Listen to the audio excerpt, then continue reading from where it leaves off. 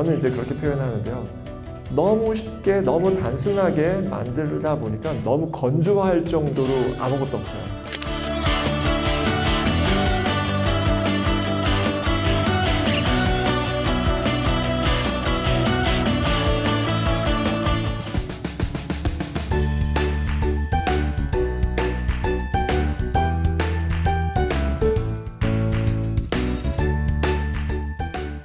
디자이너가 무엇을 만드는 것이 그냥 자기 좋다고 만드는 일은 아마 없을 거예요.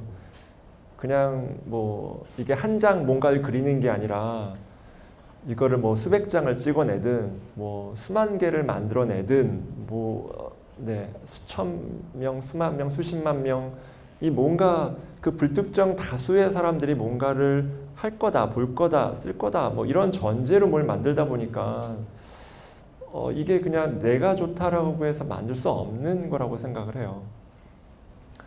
한글도 마찬가지겠죠. 뭐 한글을 뭐 세종 임금께서 세종 쓰시려고 만드시지는 않으신 거잖아요. 그러니까 뭐 백성이라는 여러 가지 이유가 있었던 거죠. 어떤 그래서 필요에 의해서 만들게 되는데 이런 것들이 좀 보였었어요. 백성을 위해서 한글을 만들었다. 그러면 이 안에는 어떤 것들이 있을까?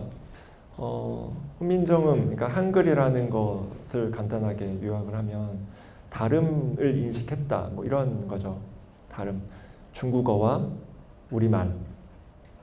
다르다. 이건 누구나 다 알고 있는 거죠. 모르는 사람 없죠.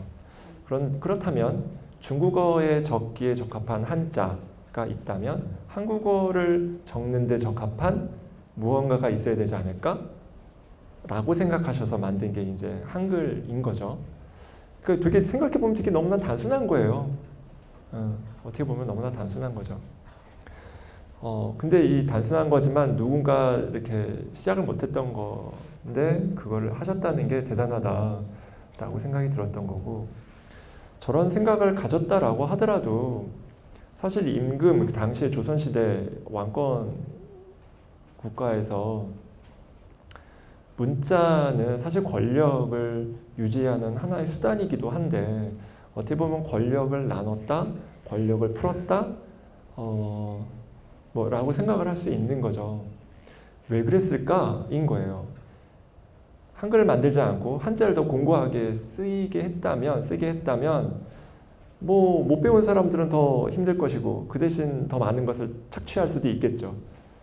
그런데 그렇지 않았다라는 거죠.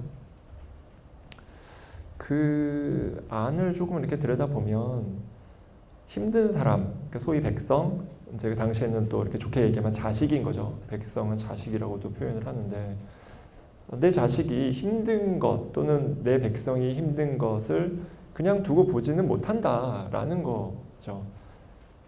그냥 놔둘 수도 있으나 이거는 그냥 인정이 있는 거 아닐까인 거예요. 그냥 어떤 사람된 도리로 인정이 있는 꽤 어쨌든 좋은 마음씨를 가지고 있는 사람인가 보다, 사람이었나 보다 라고 생각이 드는 거죠. 마음씨가 되게 좋은 사람.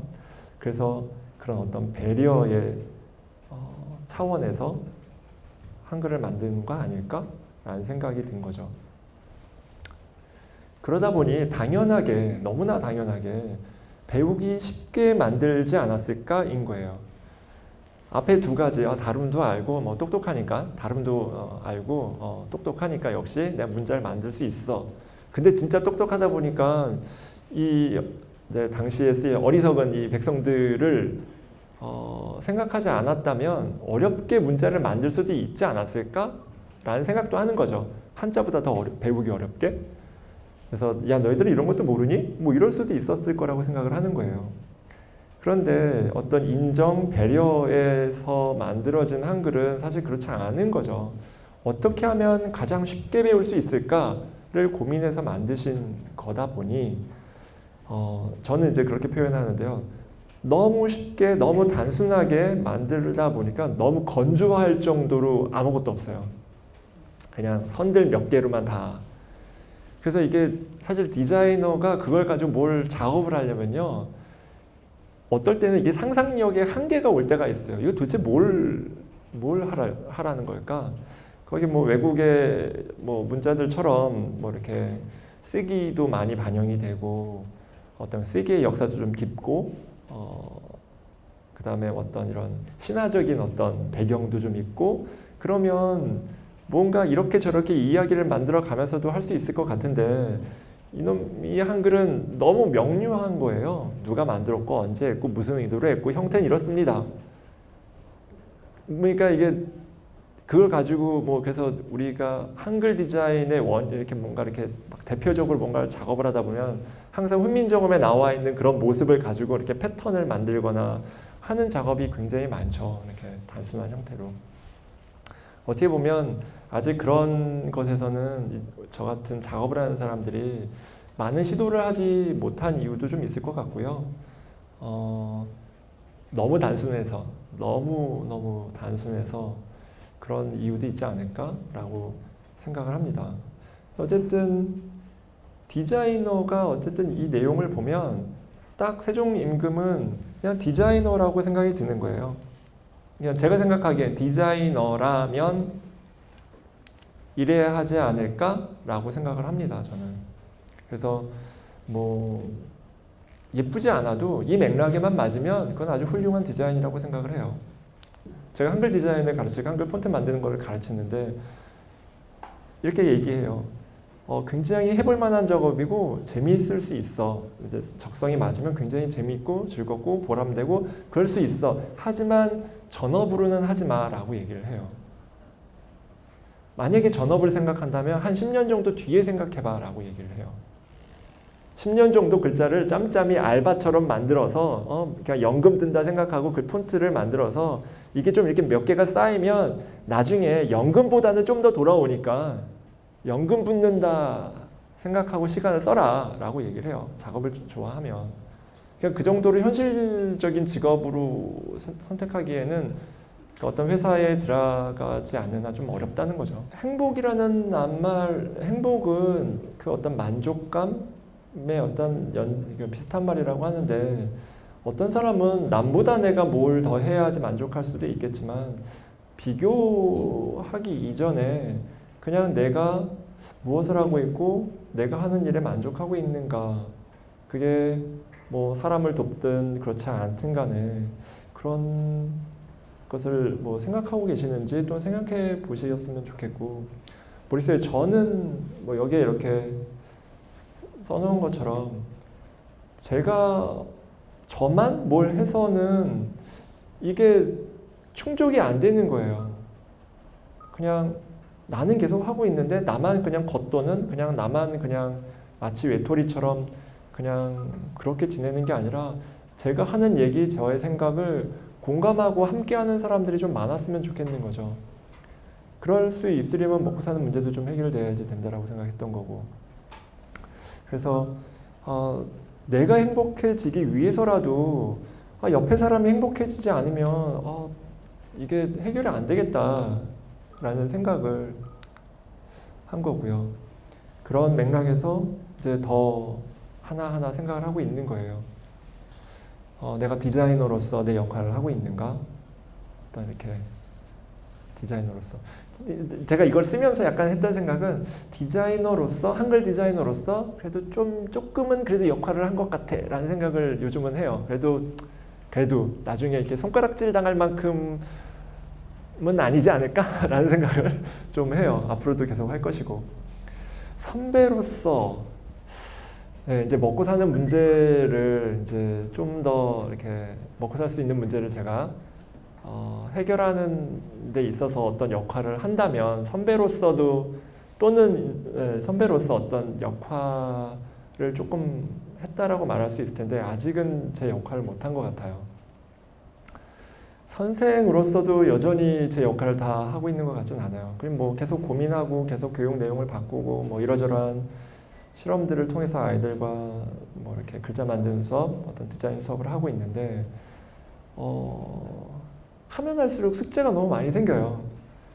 그러니까 이 친구들이 이것을 이해하고 있는가, 이 친구들을 이해시키려면 또는 뭔가 이렇게 더 잘하게 하려면 어떻게 해야 될까를 매 학기마다 뭐 이렇게 어떻게 해보는데 이게 어쨌든 간단치는 않아요. 뭐 조금씩 나아지고 있는 부분이 있긴 한 것 같지만 마지막으로는 나이가 한참 한 20년 정도나 한 30년 살아 있다면 한 2, 3년 한 20년 뒤에도 뭐 제가 이렇게 좀 건강하게 계속 활동을 하고 있다면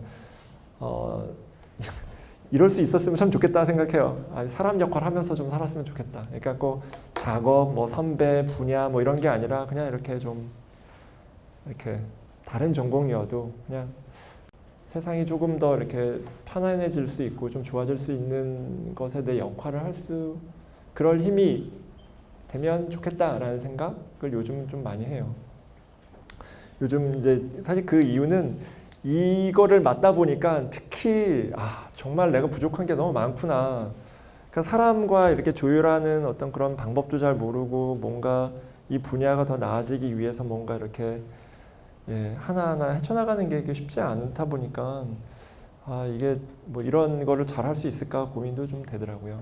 네, 저는 제가 맨 처음에 요즘 행복이라는 말을 이렇게 머릿속에 담고 있는 이유는 방금 전에 말씀드렸던 것처럼 제가 이러저러한 일들을 해오면서 디자이너로서에서 딱 벗어나는 순간 선배로서, 선생으로서, 어떤 대표로서 뭐 이게 만족스럽지가 않은 거예요. 지금 이 저의 어떤 뭐 능력도 그렇고 제가 보고 있는 것도 그렇고 만족스럽지가 않아요. 너무 괴로워요. 그걸 어떻게 할 수 없는 저의 상태도 막 괴롭고 그래서 아마 이 강연 주제를 보낼 때 역시 제가 막 되게 많은 스트레스를 받고 있었나 봐요. 그래서 아마 저한테 뭐 하듯이 이 강연 제목을 했던 것 같은데 그러면서 옛날에 했던 생각을 다시 한 거예요. 제가 30대 초에 디자이너로서 너무 괴로워할 때 난 왜 이렇게 다 못할까 라는 생각을 막 하고 살 때 한글이 저에게 준 약간 어떤 돌파구 같은 그런 게 다시 이렇게 또 생각이 들더라고요. 그래서 최근에 이제 좀 가까운 이 폰트 협회 관련해서 이제 저를 그래도 좀 많이 도와주시는 분들한테 이런 얘기를 했어요. 지금은 사실 이제 제가 막 잘하려고 막 이제 사람들이랑 막 싸우고 이러는 것보다 내 역할을 일단 충분히 하자. 내 생각을 관철시키지 못할지라도 어쨌든 시도만 하자라는 생각. 역할을 다하자. 여기가 전부 아닐까. 그게 좋은 결과가 있을 수도 있고 그렇지 않을 수도 있다.